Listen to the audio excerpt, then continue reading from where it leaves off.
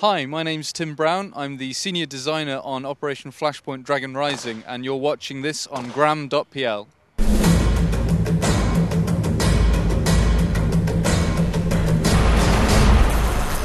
Operation Flashpoint Dragon Rising, we really wanted to have an interesting enemy for you to fight. We knew we wanted to do the United States Marine Corps, but lots of games have already done Russian conflicts, so we wanted to do something different. We came up with the idea of the PLA, the Chinese forces, attacking a Russian-controlled island just off the coast of China. And the reason behind it is because they discovered it was rich in oil, and basically the Russians asked for assistance from the Americans.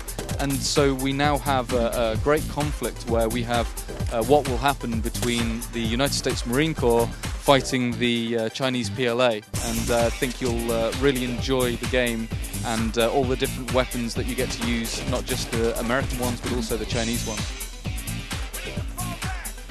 The reason that Operation Flashpoint has been put back a few times is because we wanted the quality to be perfect.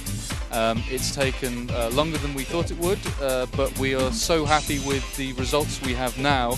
I'm sure when people see the game and play the game, they'll see that the extra weight was well worth it.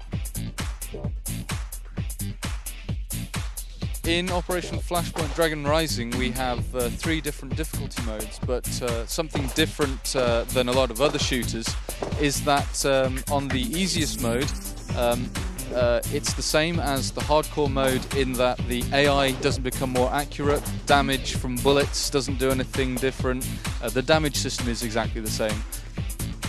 What we do to affect the difficulty mode is we affect what UI elements you can see on screen. So in the easiest mode you have a compass which shows you enemy last known positions, you have a crosshair, you have your whole fire team on and your weapons. And hardcore mode, which is the hardest difficulty mode, all of that's turned off. We listened to the fans of the community, and we were very happy when we discovered that was exactly what we wanted, and we're really happy with the praise we're getting from the community. Also, there are checkpoint systems for the easier mode, but on the hardest mode, when you die you have to restart from the very beginning. That's something that was in the original Flashpoint, and it's something that we felt that hardcore players really still wanted.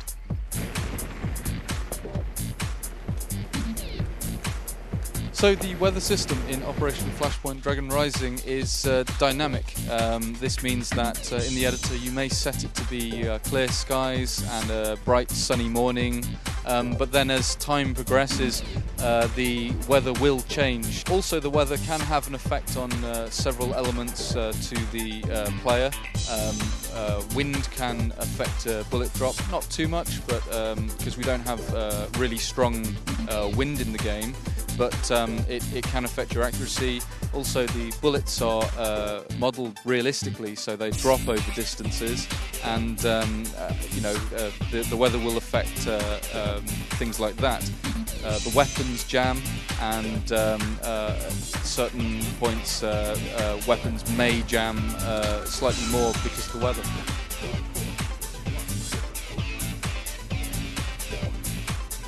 Operation Flashpoint Dragon Rising was based around authenticity and realism.